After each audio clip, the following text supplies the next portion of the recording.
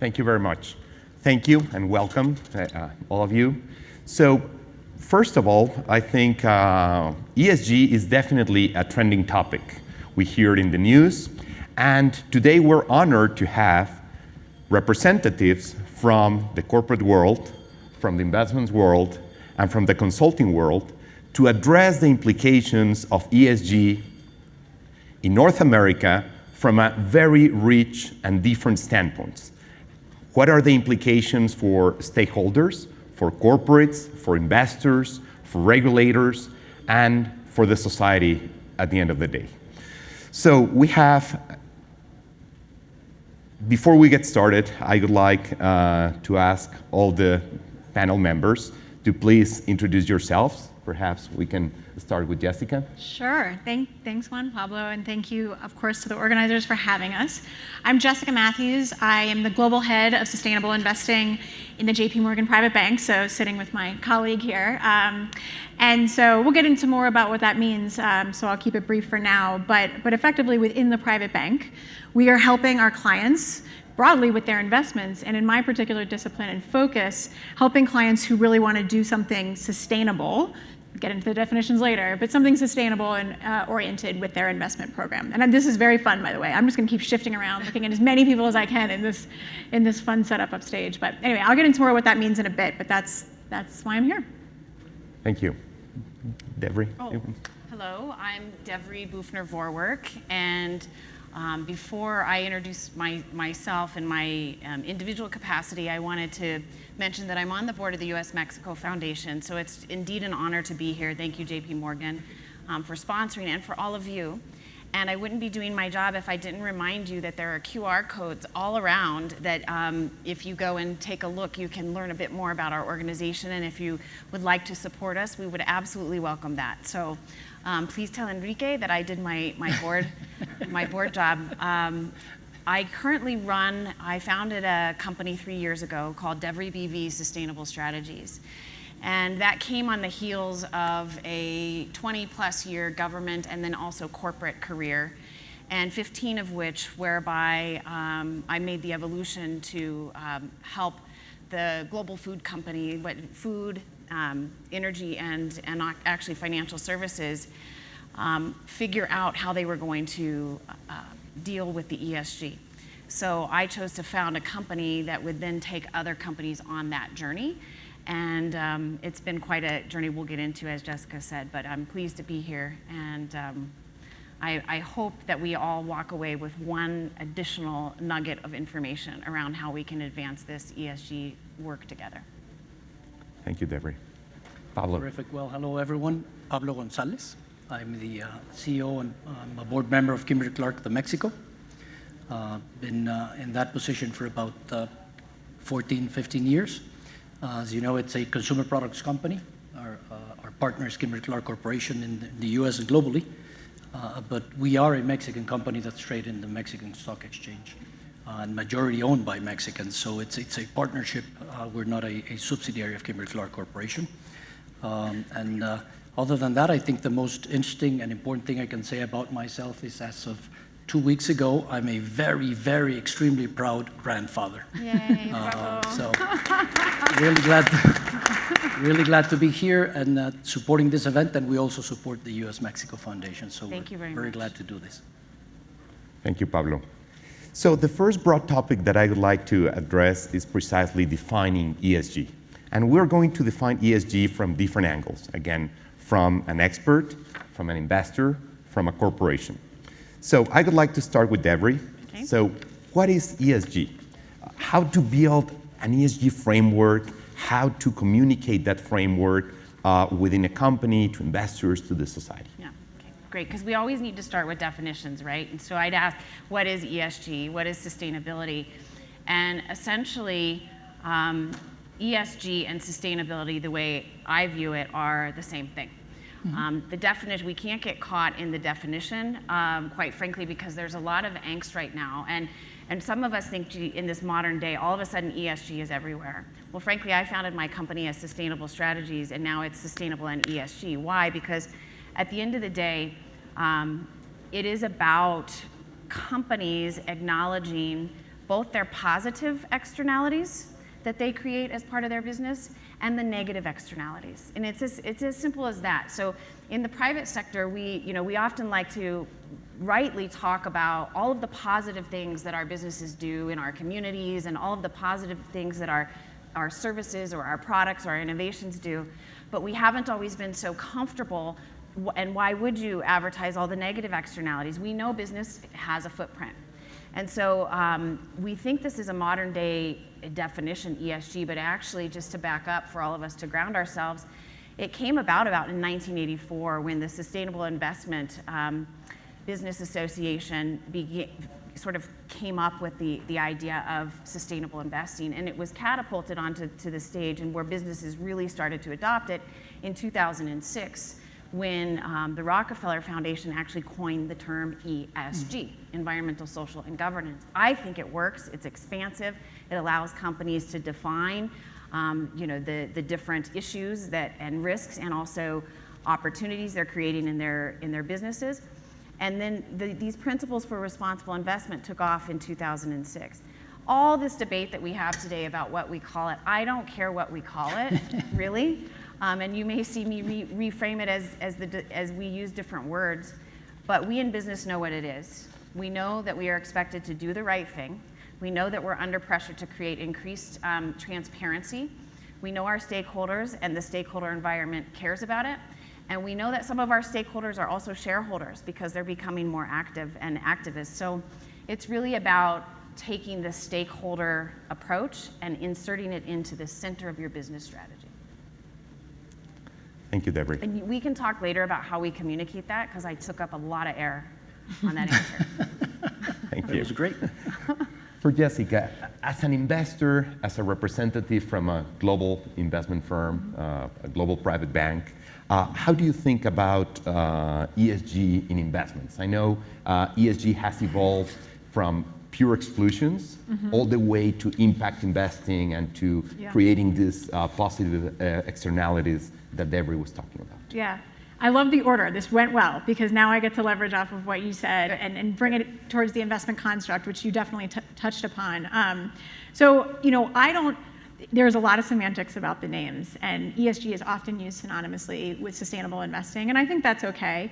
But I'll just say for our part, for the way that we are trying to teach clients is that sustainable investing ends up kind of being this term from a purely investment standpoint that people don't quite understand what that means. What does it mean to be a sustainable investor? And so our view is that sustainable investing is actually best defined when you're a little bit more specific about the actual approach you're trying to take. So this is exactly what you were alluding to. So we have a four-prong approach, and maybe I'll be a little long-winded too, because I think this is important, and describe what these really are. So first, and this goes way, way back decades, is that we have people who have always said, I want to express some kind of value in my portfolio. It's what we're calling values-based investing. Typically took the form of exclusions for years, as you were just saying. Now actually some more sophistication around actually being able to express your values where you tilt into companies that maybe align with your values. But either way, you're having a conversation, you're instructing your investment advisor to do something in the portfolio, positive or negative, that really aligns with a value that you have, and maybe you haven't completely introduced some concept of externalities, for example. But then our second kind of approach of the four is ESG, and ESG-focused strategies. And so what we mean by that are all of these strategies that you now hear about in the marketplace that are in some way, and there's a lot of different ways, but are in some ways taking environmental, social, and governance factors, considering them material. Materiality is a big word within this. Considering them material to investment management, meaning those factors actually could have a material impact on the financial performance of the company, or in the case of we look at the funds, and they're embedding that research into what they do. Material inputs into an investment management approach. On top of that, ESG strategies, some of them will then use their voice as shareholders. A fund manager votes on your behalf when there's proxy votes to be made, et cetera. And so some of the fund managers will be quite good at that, and you can influence change just by being a shareholder in a publicly traded company. So that's kind of ESG. And yes, it's used synonymously, but I think it's really important to distinguish ESG from values-based. There's a lot of confusion in the industry, and And when people are saying, oh, you're just excluding, or this is just about fossil fuels, no, it's not. You'll find ESG strategies that hold oil and gas companies. It's just that they've done an evaluation where they appreciate that there's an evolution as we transition in this world. And so maybe some of those oil and gas companies are actually part of the transition, or maybe they're the less bad ones, or whatever the evaluation metric might be. But it is different, and I think it's important to distinguish. And so then I'll be quicker on the last two. We move on to the third one, which is thematic investing, and I think that's kind of can be fairly well understood. You know, a lot of our clients approach us with a particular issue that they want to address in the portfolio, but to do it actually in a way in which it is driving capital towards certain solutions. And again, in this instance, we actually do bring in kind of financial materiality, because for example, with a fund that is focused on decarbonization and energy efficiency, we believe those are long-term trends in which investors can make money if they choose the right investments. So thematic investing along the environment, diversity, a host of social issues, et cetera. So those can be thematic in nature. And finally, impact investing, which you alluded to at the other end of the spectrum, is truly where you are driving capital with intention towards social environmental outcomes. And we tend to affiliate impact investing with the private markets, with venture capital and private equity, because often it is a company that exists in driving towards some outcome. It's not, you know, a publicly traded large corporation that might do a lot of different things. It's a company that has a specific widget or a service that they provide, and that is meant to drive some kind of outcome. And often we expect the measurement, and we'll get into measurement I think a little later, but the measurement around those impact investments to be described to investors. Why do investors want to do this? They want to know what kind of impact they're having. So that's kind of how we think about that broad spectrum. Those aren't mutually exclusive.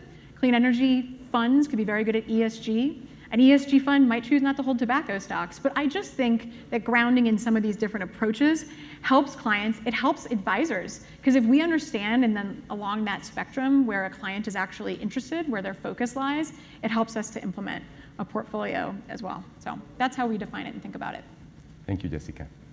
Pablo, as a CEO of a global company, how does your company think about ESG? Is it more from a financial standpoint, more from a supplier's standpoint, from a consumer, stakeholders? How do you think about ESG? Look, I think, let me put it this way, this is not new. ESG is not new. We've always thought that building a successful, sustainable, long-term business requires you to be focused on your the expectations and the interests of your different stakeholders. And that's at least how we've built our business, how we run our business. So it's really embedded in everything we do. Now, there's a lot more attention now, given the concept, it's kind of brought down the sustainability issue to be more specific with ESG, as you clearly pointed out, Jessica. And I think that's very helpful, because I think it helps us adjust and make sure we're looking at it holistically, and that we're reporting what's relevant, and that we're being more aggressive on the goals that we're setting for ourselves. And quite frankly, just focusing more on the results. We talk a lot about reporting, and it's very, very important, but for us, it's all about results. And it's been frustrating in the past that you see many people talking about sustainability, maybe not ESG, but just putting out their data that you're wondering how credible it is.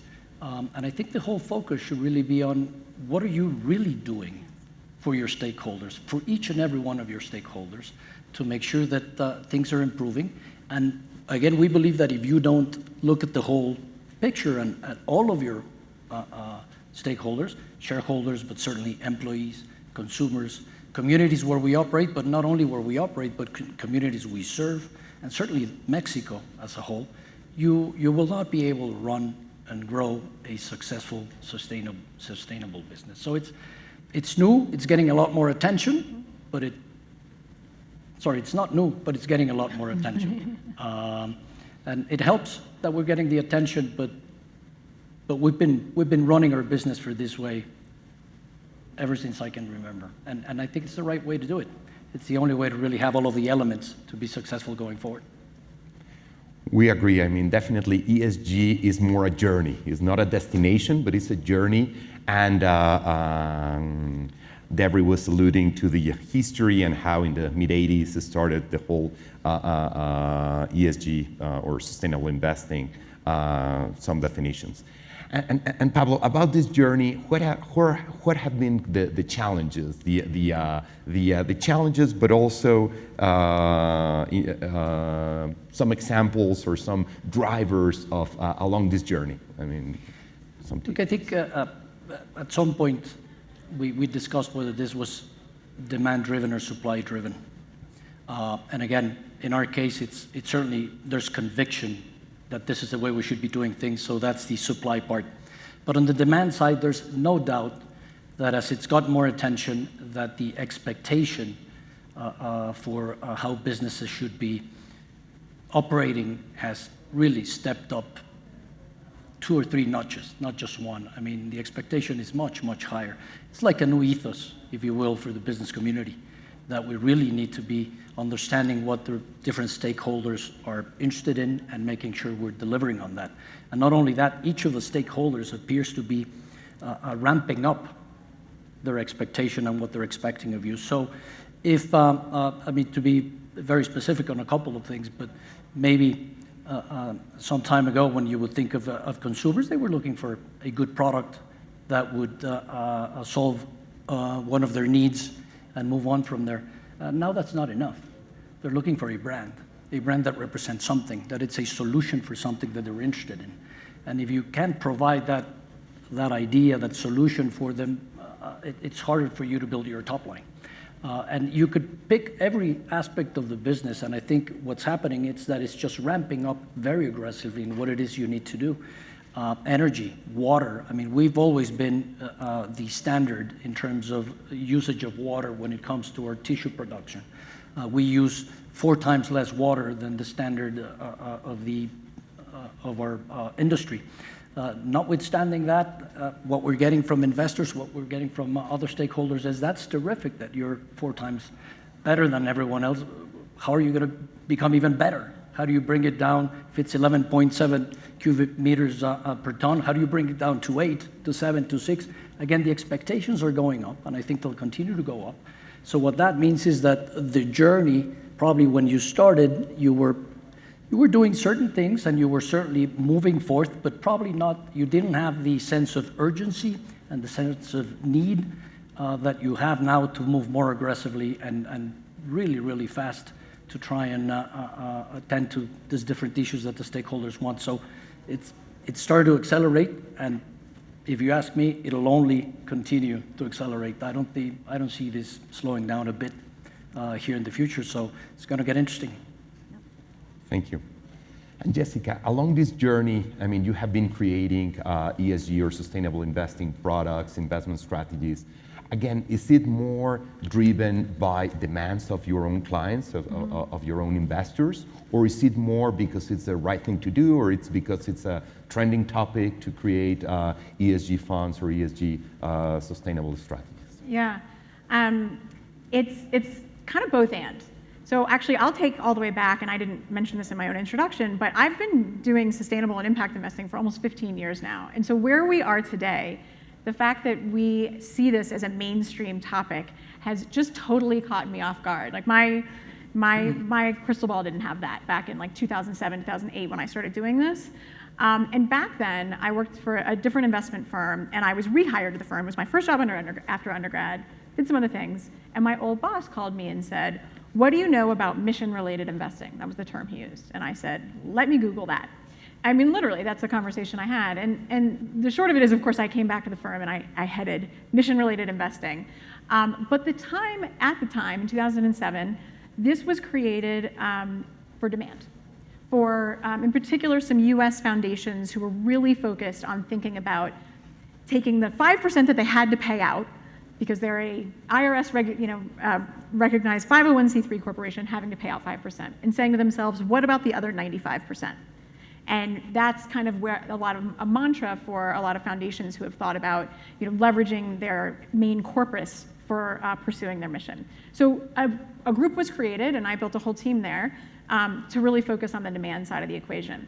And then fast forward a decade later, and I was recruited by JP Morgan to do a very similar role in the private bank. And again, I would say, arguably, a demand side of the equation, where obviously looking around at enough questions from clients, enough demand, a business says to itself, we really need to get smarter on this. Let's hire a person and let's build a team. And so I have felt very lucky along that journey. That is my journey to both of those different firms to lead these practices. And now it's this huge topic. But where I think that's shifted and where I was going to go with this is that it now isn't just that we are saying, okay, let's respond to when a client asks. We're actually really kind of on our front foot suggesting this to clients in a bunch of different ways. Not maybe the values-based. We're not telling our clients what their values should be, hardly. That's not our role. But what we are saying, for example, and I love the words you used to kick this off, negative externalities and positive externalities. Well, that gets back to the point I was making too, that we're using different terms, materiality. So what we are trying to teach clients is in some ways, these things are quite material to investment management, and they should be thinking of them. And that's where this ESG notion comes back in, is in thinking of these things as really inherent to how we manage money. So I hired somebody to my team in a first ever role that we created, and he's the head of ESG integration. And his role is to go around to all the investment professionals in our business and teach them about and make us all smarter about ESG.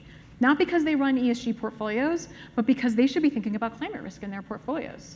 And so that's just a shift for us because now we're really starting to embed these as key inputs into just portfolio management. And I know asset management's doing the same thing. And so that's one shift. And then another shift, and I sort of alluded to this already, is this notion that some of these areas are so ripe for investment. As a matter of fact, they so need investment that we just consider them good ideas and we just bring them to clients full stop as investment ideas. And so a couple of years ago, an example of that is in the private bank, some of the great minds in our kind of macroeconomic group decided to articulate 3 megatrends. And the point was, let's bring to clients these areas that we think are really good for growth, to find growth in a portfolio. And they articulated digital transformation, unsurprisingly, healthcare innovation, and the third one that they decided, and I was not in the room, was to say we should be talking to clients about sustainability. And there's massive trends here. And so that's another example of just how this has flipped from being a demand-only, wait till a client asks you this question, to let's bring them this idea for a private equity portfolio that's called Beyond Net Zero, that's really focused on decarbonization and energy efficiency, as just a good investment idea. So that's kind of where we are, and that's how it's shifted over time. Thank you. And then Devry, as a society or with different stakeholders, I mean, along this journey, what have been the changes? I mean, has it shifted more from companies wanting to do the right thing to more regulators pushing stakeholders to become sustainable? What has been the journey along? I think it's been leveraging the natural tensions in that system between the regulators and then also the civil society, the stakeholders, kind of creating this bubble around business and setting the expectation. And for the business I was in, global food and agriculture in 70 countries, traded with over 130. Where it really started to get traction was when the activists did things like climb our grain elevator, or and all of a sudden it was like, well, who do we have within the company that's dealing with it? And inevitably in companies it would be those external facing folks. I started in public policy, and my role changed so much in the 15 years until I ended up leading the whole integrated strategy, and I'll talk to you about that in a second. Really, you couldn't just leave the conversations to the government relations folks, because all of a sudden you had NGOs and you had the media, and so we began to develop, and I believe it was best practice, an integrated strategy for the company. And now fast forward, the framework that we use with our clients is a trademarked integrated sustainability framework, which walks the company through the anticipating the issues, the building out the capabilities, the communicating what they're doing, and then the leadership component. And then lastly, as part of that framework is the data collection, the measurement, the compliance, and the reporting. So there's an entire integrated strategy that companies have been on this journey for, I would say, the last 15 years. And where we are today is that you'll see job applications out there. We need a sustainability expert, we need ESG. And what I would say is really what companies need is to simplify this, back up and say, we've got the tools. The problem is companies are not set up to succeed. We are set up to fail. So we design our budget. Really, if you really want to get to brass tacks around how you can best start as a company, is look at your budgeting process and look at how you're organized by business units, by functions, and you can ladder that up to the strategic intent that the executive team and the C-suite has set for the year. But if your budgeting process isn't in line with your, you get this, right? Yep. And you're budgeting by individual P&L, or the countries, have their P&L, and then you've got this leadership intent up top, you're set up to fail. And so where companies have an opportunity now is to take a deep breath and realize that not only do they have to adopt and act on the expectations of these stakeholders, where we come in is to say, you actually have to go through the internal change model, and that is very difficult.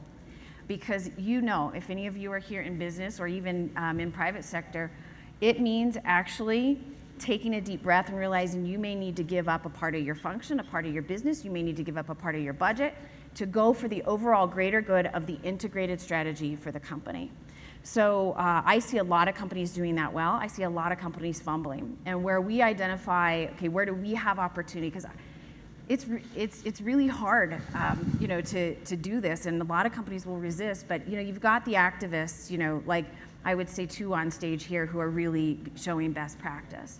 Then I say there's a whole category of needy companies where we really need to focus. And frankly, I've identified, living in the Midwest of the United States after not having lived there, that there's a category of small and medium enterprises that don't have internal capabilities to handle this, but they're getting the pressure and the expectation, like supplier codes of conduct, and they're in the that needy category needs a lot of us to do land and lift integrated strategies with them.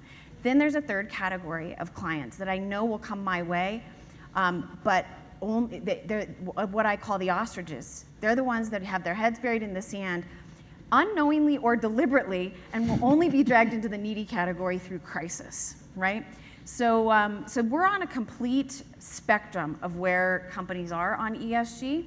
And what I'll say is, the one thing we'll see is all of this stuff. You can read it in The Economist, the Financial Times, you can read it in any paper. Oh, ESG is dead, and look, you're putting values on us, and that's actually playing into the ostriches who actually don't want to move, right? And in fact, I would encourage anyone who's in a nonprofit, who's really going at the companies on this, to realize that if you are attacking ESG, you're actually giving an out for not moving. The challenge for companies now, and maybe we can talk a bit about this, is that there is no real set standard. And so it's like with anything. Businesses want certainty. They want standardization. They want harmonization. They want to be able to do that because why? It lowers the cost of the transaction of doing ESG. So we're seeing some real moves toward like the Integrated Sustainability Standards Board, where Emmanuel Faber, who was the former CEO of Danone, is leading. There's some positive opportunity there to converge around some common standards for business. It's going to take a long time. And at the same time, don't wait as a company to get that standardization from the global entities. You can start where you are today by simply accepting, okay, I'm going to begin on this journey, and I know I need to take an integrated approach to it. Thank you, Devry. You bring a great point about how to embed ESG and sustainable in the corporate design, in the processes, in the architecture of the companies, either big or small. And I like the ostrich, by the way. Oh yeah, that's I like that. Yeah. Sorry. That's a great category. Don't be an ostrich. To proactively move away from.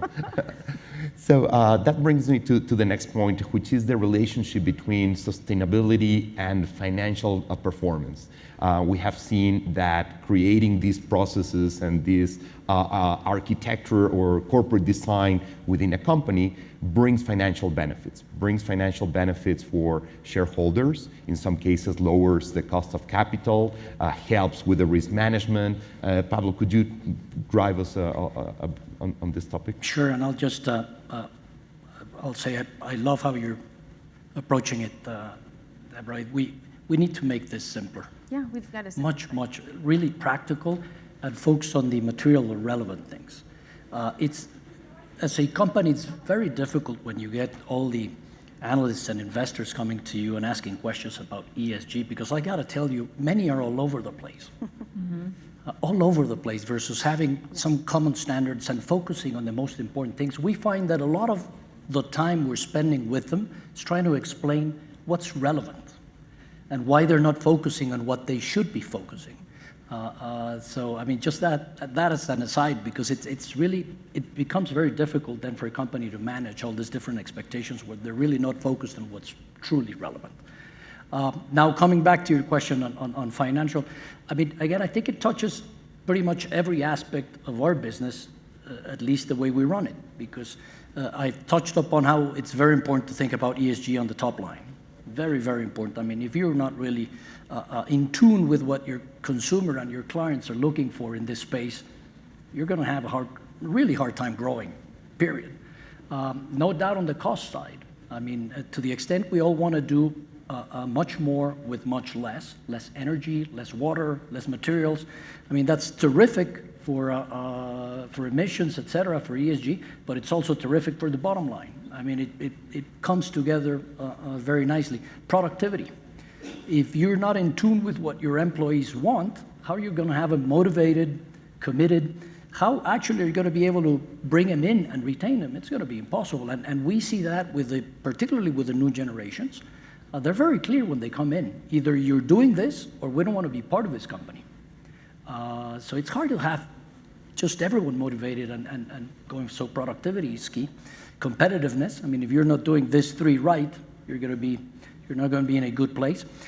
For risk management, absolutely indispensable to be looking at these things, the internal, the externalities, et cetera, and just figuring out and holistically taking a look at everything, making sure you're not missing anything and making sure you have a plan for each and every one of us. And that, again, you're not only measuring and reporting, but you're advancing, you're really having results, key. And certainly from the investment standpoint, I mean, it's the smartest way to allocate capital, thinking of sustainable technologies going forward. So no matter where you look, I mean, it touches every single part of your business. Again, if you're thinking of building a successful, long-term, sustainable business, you have to think of this, and it's really intertwined. Thank you, Pablo. And now moving to the investor.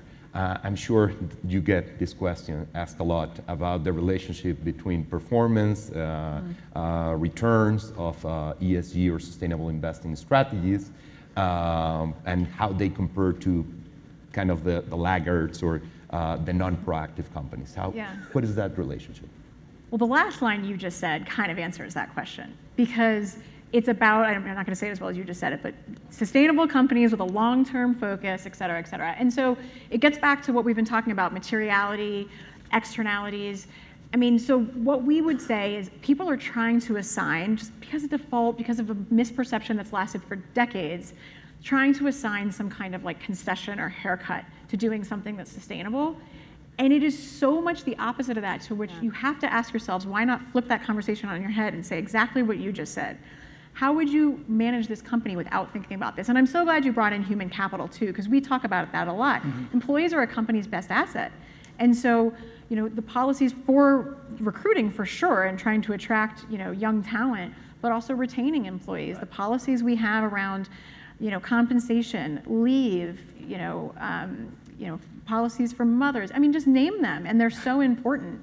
And so, we talked earlier in a meeting I was in about how important diversity is. Like, to think about operating a business sitting in Manhattan, but not think about the diversity that exists in all of your businesses around the globe, and have some people in Manhattan who can help you make those decisions because you have diversity of thought, either racial or gender. It's just so important. And so anyway, so the performance question, I could quote studies, but I started here because I just wanted to leverage the point you made, because it really flips it on its head. These are things you have to think about. And I think it's like, there's a lot of debate about this in the marketplace, and people trying to say that this notion of ESG is anti-fiduciary. Really? No. It is within your fiduciary duty to be thinking about things that could literally pose risks to your portfolio. And if you want to sit here and look what's happening right now in Florida and tell me that climate change isn't posing a risk in any number of ways to business, I mean, you're an ostrich. You're an ostrich. And I'm going to always come back to that. I love that. And then some more. What? And then some more. And then some more, right. And then I'll add, fine, there's plenty of studies, so I love to quote them. I have slides galore and papers that we put out to talk about how the proof is now out there. We love recently one NYU study that came out, a meta-study of studies that was able to point to 1,000 studies showing that, I'm not trying to say ESG is going to win in every time period over time. You win by ESG. I'm not up here on this stage saying that. What I am saying is, and what we saw in a report like this NYU one, was that at the very least, ESG appears to help more than it hurts because it's helping you analyze portfolio companies. It is really relevant over the long term, as you had rightly pointed out, and this year's been tricky because of what the energy markets have done, but in general, where there has been bear markets, that actually ESG can protect on the downside. You're looking at high quality companies that are run well, and it does tend to help. So the performance question, in my opinion, I'm biased, but the performance question needs to be flipped on its head. This isn't about concessions. This is actually about picking up your head and seeing that there's great opportunity in the marketplace. And I didn't even get back into the point about energy transition again. But my gosh, the number of opportunities as we think about risks due to food scarcity, but think about the opportunities in order to solve for some of those issues.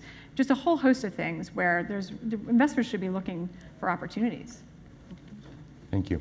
And I think regulators and governments and this civil society is realizing these benefits from a performance standpoint, both as an investor and as a shareholder of a company.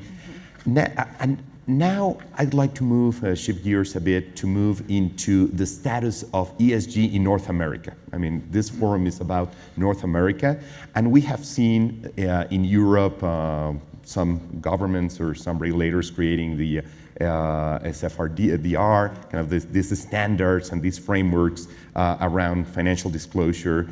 Also, even in Mexico, we have seen the pension fund regulator creating obligations to the Afores, to the pension funds, to disclose and analyze some ESG considerations. In the US, the Inflation Reduction Act has some ESG implications and some ESG considerations inside. So what is the status of North America compared to other parts of the globe? Okay, so I want to back up for a minute just based on sort of how I came to understand how governments can actually kind of pull levers to drive business outcomes, and where I really think Europe got it right is they recognize, look, because we have global players, we can start driving change here, pretty kind of tightening the regulations and the expectations, and then that sent a signal to the rest of the world. And so Europe is leading on this, and any company in the region that knows it wants to do business in Europe is going to look to see what are the standards being set for us to do business there. And then in the United States, as you mentioned, the SEC is now very active on this, and there's been active and open comment periods and movement toward trying to define what the expectations are of companies in terms of reporting their climate-related risks, for example, on their in their reporting. What I will say too, even with the Inflation Reduction Act, is it's a mixed bag. There's a lot of good activity out there where there's a lot of movement toward maybe the right outcomes as it relates to the long-term solution to clean energy, and then there's maybe perhaps some backpedaling where there's some incentives and subsidization that's going on for what I would view as shorter-term solutions. So I mean, it's a mixed bag.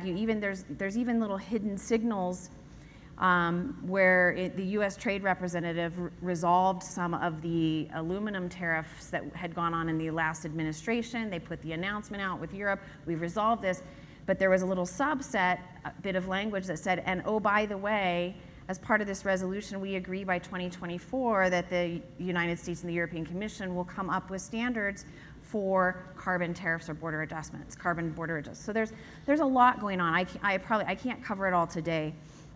But what I will say is that we're here to talk about the North American way over the next few days.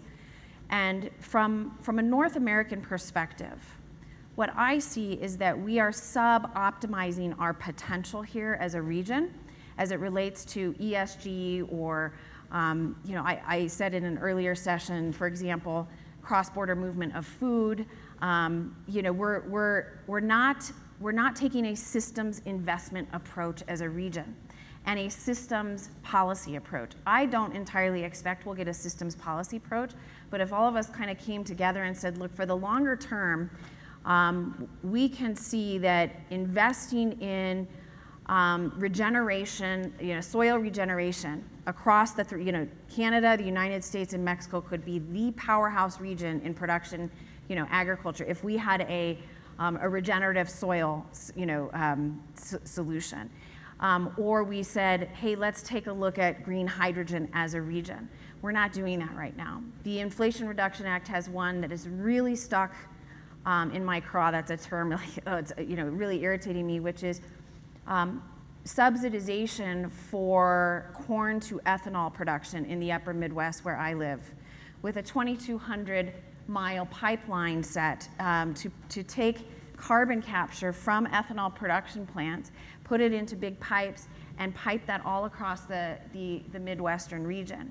Now, the way I view that is that's just an ag subsidization scheme of corn to ethanol, and have we decided from a North American perspective that that is actually a permanent solution moving in the right direction in terms of our energy efficiency and also our food security? So, I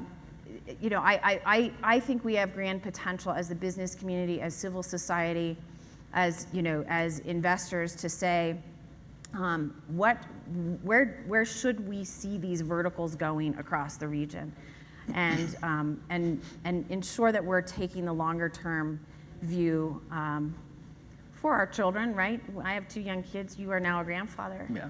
You don't want to leave this place a disaster. So. Thank you. And Jessica, how can we create policies? So as a global firm, as a global investor, how can you impact North America to bring the best practices or the best solutions that have been found in other parts of the globe to North America, how to create those policies for regulators, for investors, for companies? Yeah, you covered the regulatory environment so well, and it's a tricky one. We get involved, especially at the corporate level, in obviously some policy and regulatory affairs. And the comment period is open now for SEC, and JP Morgan will be weighing in. There's implications for the company. SEC is also looking at for funds, for where we play, at disclosures themselves. And I think these are good evolutions. Europe is just vastly behind. The U.S. is just vastly behind Europe on these things. SFDR that you pointed to. We're having debates in the United States. I'm sure most of you are familiar about whether or not we should even be talking about ESG. As a matter of fact, there are some politicians trying to make ESG illegal in some states in the United States. Literally illegal. Like their pension funds could not incorporate ESG because it would be a violation of law. In Europe, just rename it. Yeah, in Europe, that's laughable. In Europe, you don't have, they consider it fiduciary duty. So, who knows how that will evolve in the States, and maybe it'll continue to, unfortunately, be polarizing for a bit. But, I like to see, I'm encouraged by the IRA, which will look at a lot of different factors. One of the things we haven't talked about on stage yet is the built environment and how much buildings and the people in them contribute to emissions, and that's one thing that it'll target. So in general, do I get to influence policy? Not a lot. I'm more the recipient of those decisions, but I think one of the things that we can sort of do as investors, and we definitely do it, is we have a high standard for the funds on our platform to avoid this so-called greenwashing. And so this is actually what the SEC is partly trying to target with their disclosures, is there's a recognition that what a lot of fund managers have done over the past couple of years when they see a trend is that they've kind of just relabeled or put something in a prospectus that now is claiming to be sustainable when perhaps they're not. And so for where we sit, it's a really positive development when there gets to be more standardization. You referred to standardization earlier. 1 million questions from fund managers. No, they should be asking you the questions that are relevant to your business. Right. So standardization, we are hugely behind. Some of these regulations, they can be tough. They have us busy. They have me working with our legal risk and compliance department more than I ever thought I would in my job. But they're important regulations and they serve a purpose. And so, that's our view. I don't get to influence it hugely, but I do view these evolutions as positive. Thank you. You alluded to creating data, and that was a question to Pablo, how to kind of... Look, if I can chime in on this, one at some point I would love to get your opinion, not right now necessarily, but as to whether all this SEC activism will really end up in rules. Because we have the names rule, the disclosure rule, the sustainability or ESG rule, and comment periods are over and they're trying to accelerate everything before the midterms, but there's a question as to whether this will really go through or not. And I guess some are hoping that it does so that we have those standards in place.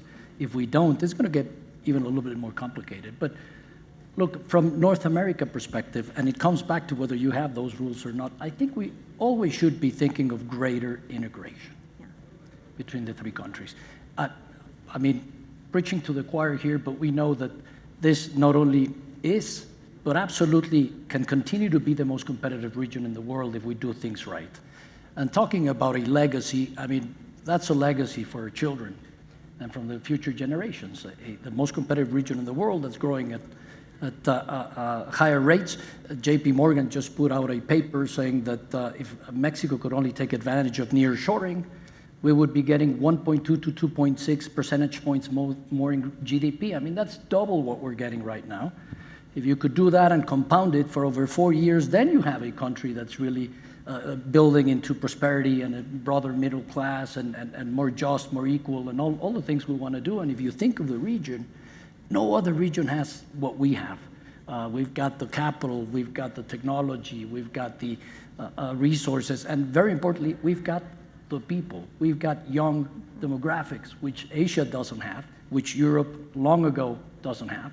We've got it all. If we can only put our heads together and really push behind this. And so I think there's two things regarding ESG. One is standards. Yeah. So if the standards go forth, we shouldn't be looking at developing different standards. We should be working with you guys to have the same standards across North America. And that'll make it so much easier for everyone to integrate and to know what you're expecting. And from everyone that wants to come and put a business in Mexico to export to the US because of nearshoring, they know what they have to do.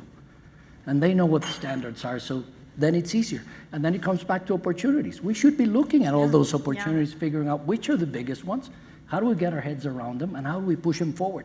And it's hard in this polarized environment to really push these policies forward.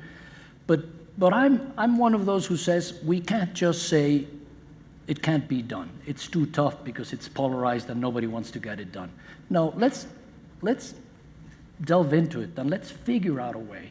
If the business community comes together with times like this, but then this really evolves into, let's sit down, a group of people, and let's start putting together what those opportunities are, how we should be looking at them, and bring the different chambers behind us, and just push this policy. If we wait for the policy to come from the regulators and the government, given where things are, who knows what we'll get, particularly in Mexico.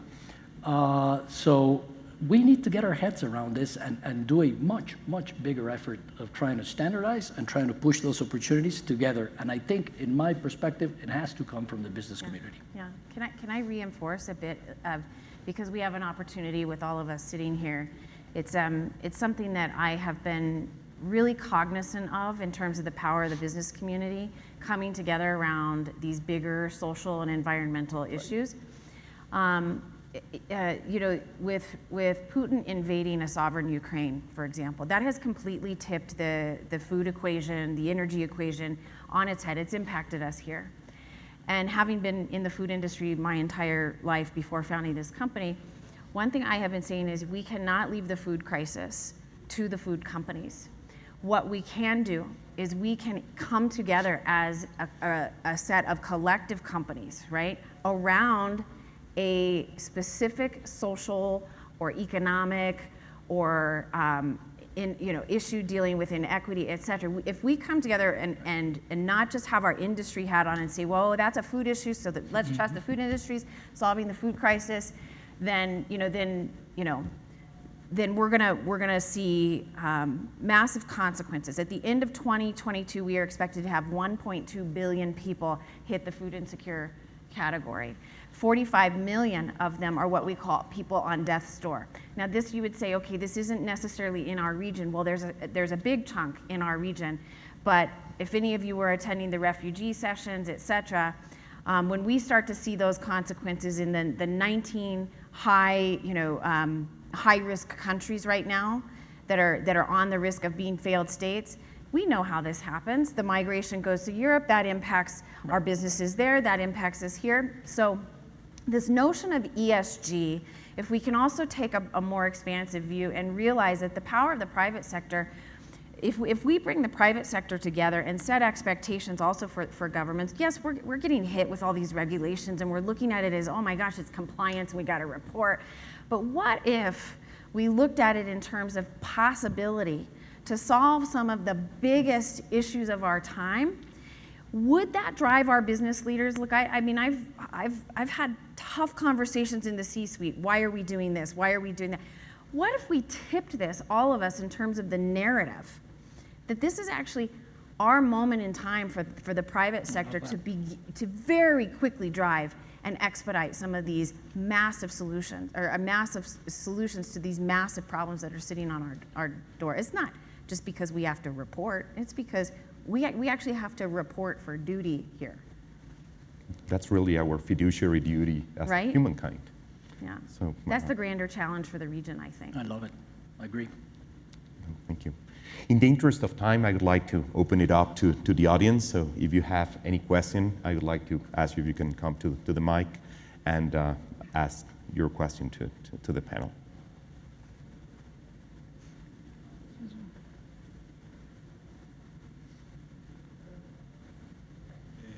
Hi, my name is Antonio.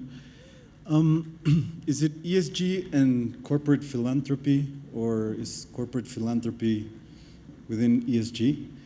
We're building a platform to kind of connect customers and brands within a common social mission.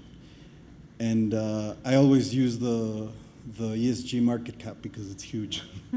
But I don't know, I would love to hear your opinion on that.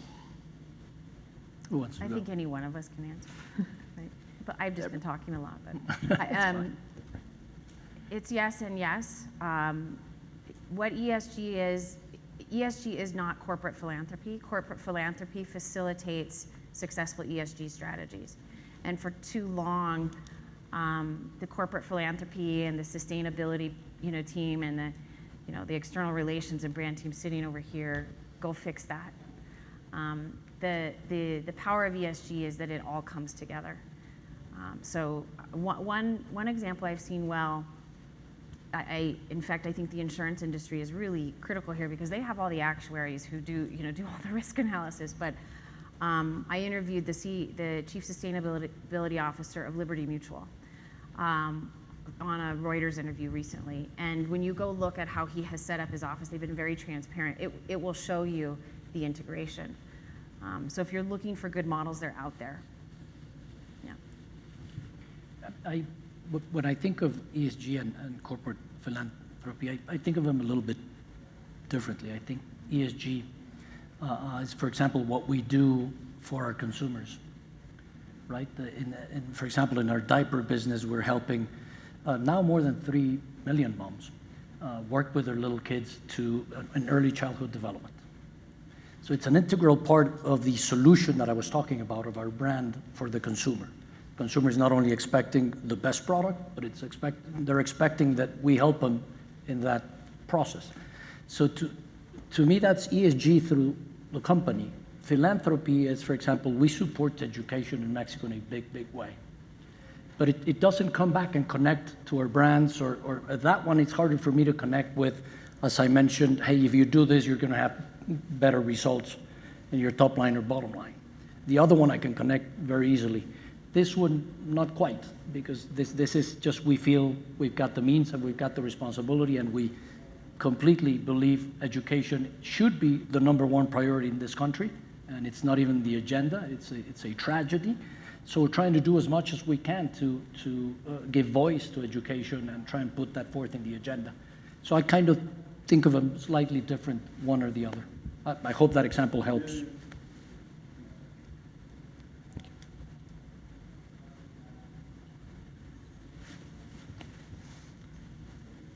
Hello, thank you very much. Very interesting. My name is Marco Rodriguez from Daimler Truck. It's a very complex topic, for sure. Even for the multinational companies, it's kind of being challenging to implement it. And there's still a bunch of companies that are trying to figure out the term, and now they need to implement it. So for all those companies, where to start? I mean, if I can chime in here, and both Jessica and Devry said it, but this can be overwhelming because there's so much going on, and not only so many things that you have to look into when you're thinking of ESG, but so much noise out there about ESG that it becomes overwhelming. So I think it's very important that you take it back to the basics, that you take it back to the principles, and you say, what's most relevant? Yeah. Let me focus on one or two things, not more. Just start with those two things, one or two things, and put a process together to make sure that you get some traction behind them. And once you see those things are starting to move, and again, they're in the relevant category, so they'll move the needle in an important way, then you can start thinking about, okay, how do I expand this in a little bit? But again, always keep it very focused.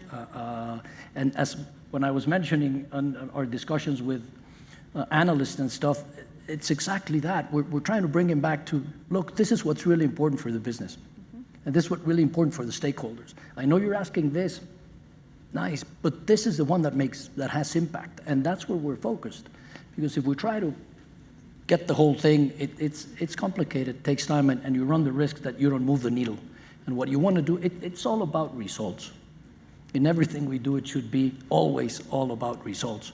So focus on a couple things, move the needle. And I think companies can also play a big role here, particularly the bigger companies, trying to help medium-sized companies and hopefully even small companies, because when we standardize and we work on standardizing, we can keep it simple. And then if we can help and guide on those implementations, I got the other day, I won't say who it was from, but I got an email saying, well, you know, these are our policies, and we want to make sure that you adhere to them because you're a customer, and sign this page. I'm like, how does this help me? How does this help me move on with ESG? It would be nicer if they would say, look, we really care about this stuff. We are doing it ourselves.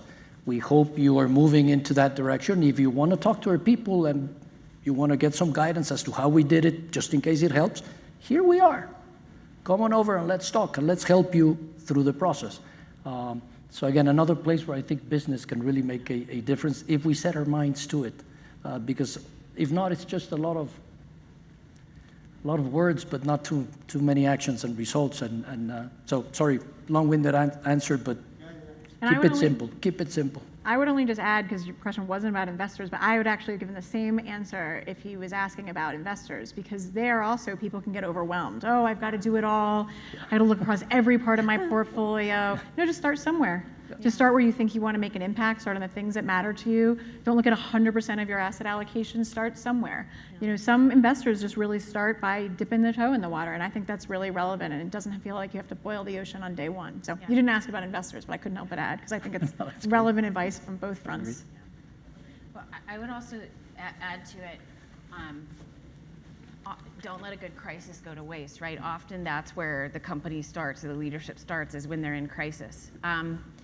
But it becomes overwhelming, so you're exactly right. You start with the business and the business strategy, and what is sort of the current business strategy now, and then looking at the game board. And then what is critically important is not to bring in expensive outside consultants, but to hold up a mirror and have a diverse set of people who might not even understand your business, but they do understand the broader sort of social, environmental, economic climate. Have them put your business strategy through what I like to call sort of a possibility session. So what if would it be possible if a Kimberly Clark or a JP Morgan could do X, Y, or Z? Because inevitably I find, for example, I served on an executive team of a global food delivery company. for a while. And when I found out that 70% of our customers were women, that made me think, what are we doing? Let's all get in a room and just for half a day say, what if it's possible if we took a women-centric approach to the business model, right? It doesn't mean that you completely shift your business model, but inevitably out of your possibility sessions come new revenue streams.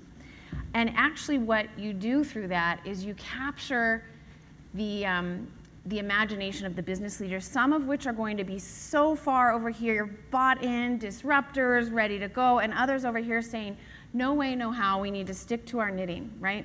So a big part of where you start is you know your business and you know it well. It's finding ways to get the culture, sort of build the muscle internally around the possibility mindset of the ESG process. What will happen is a CEO, the compliance office, wherever it sits, whether it's in general counsel over here in EHS, will say, we got to comply with all these regs. And then that creates a very stressful discussion in the C-suite. So if there's any way to sort of lighten it and take your leadership through let's have a long-term possibility discussion around, how do we become the leaders in innovating in these types of issues. You may get one out of 10 of these discussions, but that could very well be the one discussion that completely changes the shape of the company on ESG. So. Agree. Thank you. And we have time for another question. Thank you very much. Very insightful conversation indeed. My name is Marisol Argueta. I'm head of the Latin American region for the World Economic Forum. The World Economic Forum has created a framework of metrics that, with the big four auditing companies, that simplifies metrics and makes some of those comparable and easier to report. That could be a way of facilitating, in response to your comment, Pablo, that certainly it's a bit overwhelming. But I'm very concerned about the different dynamics that we're perceiving in the developed world. Yep. The polarization around ESGs in the US is just unbelievable, while the situation in Latin America is more about not knowing, lack of knowledge, lack of understanding. So my question is, how do we navigate that polarization in the US, and how do we prevent it from this very important corporate transition to be polarized politically in Latin America, avoiding what is now going on in the States? No. I would just say, check out my LinkedIn page, because I just wrote about your WEF 21 factors and the 34 sub-factors. There's 4 people who wrote about it today in Latin American Advisor, and I posted it. So keep going, because that's a way to bring people to simplify the issue. Sorry, I interrupted you, Jessica. No, I was just going to say, I don't know how to solve for the polarization, because I'm gobsmacked by it, honestly. I still can't believe it. Like I said earlier, it's just the evolution of this and the way it's on the main stage and in this controversial way now. It's just unbelievable. But I will say, for my part, what I observe and what I've started to say to people is, people are confused on all sides. So what I mean by that, I'll be specific. On one hand, you have the real advocates, the people that are very concerned about climate and all of this, saying things like, ESG is a distraction. ESG isn't going to save the planet. There's a headline in The Economist. E, S, and G are not going to save the planet. And the article went on to make some really good points about how important it is to focus on climate, but they still sensationalize that headline. And then on the other hand, you've got this notion of woke capitalism, if you've heard that term, and it's being used now in the United States. And they're also confused, because a lot of what we're talking about is not about people inserting their values. You went to philanthropy for education, but you talked about what was core to your business on ESG. And so we just need to make sure that people are clear about what they're talking about. I'm getting ready in the morning and I'm watching CNBC, and there's a gentleman up there talking about his anti-ESG fund. Yeah. That gentleman has no idea what ESG is. I'm being recorded, I should be careful. No, but anyway, my husband texted that to me, and I just texted back, #gross. Yeah. So, but I mean, all jokes aside, people are confused. Sorry. People are really, truly confused. I don't know how to address it except to try to be part of the narrative. I'm going to go check out what you posted just to try to make sure people understand what we're actually talking about, because it's not a lot of these sensational things that are being thrown around. And ESG is not going to save the world. We never said it was going to. We just talked for an hour about how this is material inputs into an investment strategy or the way a corporation is run. But we need investment in solutions, so many of which you Systems mentioned. investment, Yes. yeah. And that's not what ESG said it was. It's never what it said it was. And it's not woke capitalism either. So let's just be clear about what we're talking about. I don't know. This is the best I can think of. It's just I get on stage, like I'm doing right now, trying to make sure people are really clear about what they're talking about. And then there's a lot of other people who probably are in a position that I'm not in to be more vocal and advocate, and I can't quite do that in the seat I sit in. But I would encourage people to do that as well to just help clarify. Did we take over the stage? Another question. Primero que nada, muchísimas gracias a todos. Fue muy interesante. I'm so sorry. I don't know why I switched to Spanish, but this was fascinating to listen to. I have a question mainly to you, Pablo, and also to you, Jessica. And it very much relates to the aspect that ESG is not sufficient to get to where we have to get to as a planet, as a people. I think what's really interesting is that, of course, as you're saying, ESG is good for business. It's financially good. But at the same time, I think that what consumers and what investors are pressuring for at the moment really just gets us from where we are right now, maybe to this level, but we still have to get here to make sure that the planet is going to be livable for us, for our kids, for our grandkids. And I think the really difficult point there is that it gets harder to sell because it becomes much more expensive. And I imagine that for you, within Kimberly-Clark's, you have to start having these conversations about how do we take these trade-offs between becoming much more sustainable, not just a bit more sustainable, and revenue. And at the same time, for investors, how do you manage that conversation? Because, of course, that's a hard sell as well. So I would love to hear on that, because I think that both companies and investors are in a very important position to get the world to where we need to get to still live here in 100 years. So I'd love to hear from you. Thank you. Jessica. So the thing is, I have talked about market rate sustainable investing up here. And what I mean by that is whichever asset class you're talking about, that we are pursuing investments on behalf of our clients that are meant to achieve the same risk and return characteristics as, the benchmark within whatever asset class you're talking about. That was a mouthful, but that's what I mean by market rate. And it's important to distinguish because there's a lot of impact investing that happens that is not seeking to do that. And they're not even pretending that they're delivering returns. It is actually baked in that it's concessionary. And so I think if you really want to move the needle and make a difference, there's a lot of things that you could do that aren't purely investments, that aren't going to purely fit into your investment portfolio. So I would encourage people to look there as one other alternative. I think within what we are talking about, within impact and investing, there is capital that is needed. And I felt a little awkward even about the example I gave earlier about food insecurity, because I don't want to make it sound like people in banks or our high net worth investors are capitalizing on such a horrible issue. What I meant is really that they legitimately have the assets to help move the needle on the problem. And so the investment is needed. And so I think if you really want to make a difference, whether it's market rate or these other opportunities, that you can use investment capital in really meaningful ways to have an impact. And that's not necessarily what ESG is. That is actually the thematic and impact parts of the framework that I laid out earlier. And hopefully that helps. From a business perspective, at least in Kimberly-Clark, we've never had those kinds of discussions. Never. Because, again, we have the conviction that this is the right thing to do, and it's the right thing for the business. Many people don't know this, but for example, we are carbon neutral in our tissue business. And I'm sure many people are surprised with that, because what do you mean trees? How can you be carbon neutral? Well, we are, because more than 60% of the fibers we use are recycled. And the emissions that we're taking off by recycling all that fiber are much higher than the emissions that we produce as we have our Scope 1, Scope 2, and Scope 3 process. So we've never had those kinds of discussions, but that's not the case for most of the companies. So let me go to that. The only way we can really accelerate this is working together, Yes. business, government, and society. The business alone can't take care of this issue. Government has to participate and society has to participate.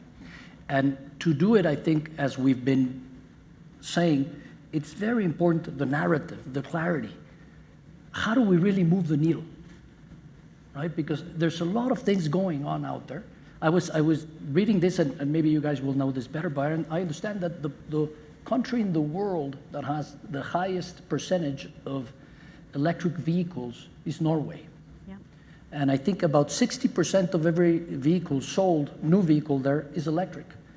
And their emissions have come down 2%.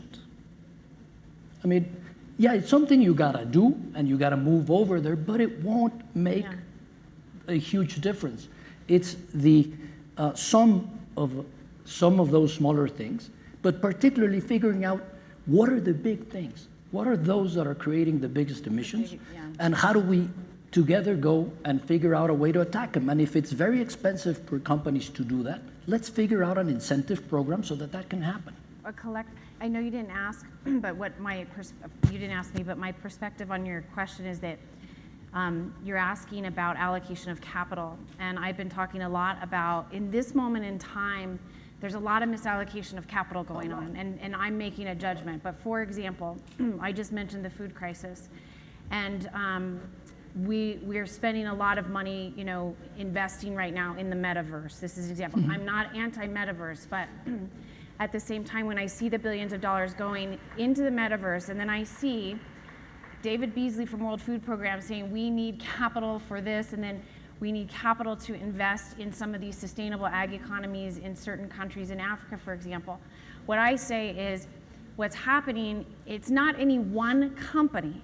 It's collectively, there's a misallocation of capital against a very, what I call, human need, the human-verse, right? We're investing in the metaverse, and it's a solution in search of a future problem right now, whereas in the human-verse, we need the allocation of capital for climate resilience, for water security, for food security. And so I would say you're on the right track. That's not necessarily an ESG specific. This takes this conversation to an entirely different level. How do we collectively as business say, how are we going to invest in the human-verse, those problems that we have to solve right now, because otherwise the metaverse, we won't be around to complete, and I'm being really binary to be dramatic. I'm being binary to be dramatic, but I do think as a business community we need to talk about misallocation of capital or unknown misallocation of capital. Maybe we're all being a little bit of an ostrich on a bigger issue which we didn't know we could all solve together. But not just the business community. Right, sorry, I didn't mean, yes. Governments are misallocating capital yeah. in an enormous way. Yeah. We should come together and figure out where capital should be going. Yeah. And I love the human-verse part. Thank you. It's really cool. Thank you. As you can realize, ESG is a very rich and fascinating topic that we could spend hours talking and creating policy about ESG. But I think we all have a common goal. We have to get this right in North America. Yeah. We have to coordinate between civil society, governments, corporate players, investors, and consumers to get this right. Yeah. And to do so, we need to have a clear objective, but also create all the processes, all the frameworks, all the regulation or self-regulation, the data to achieve our goal.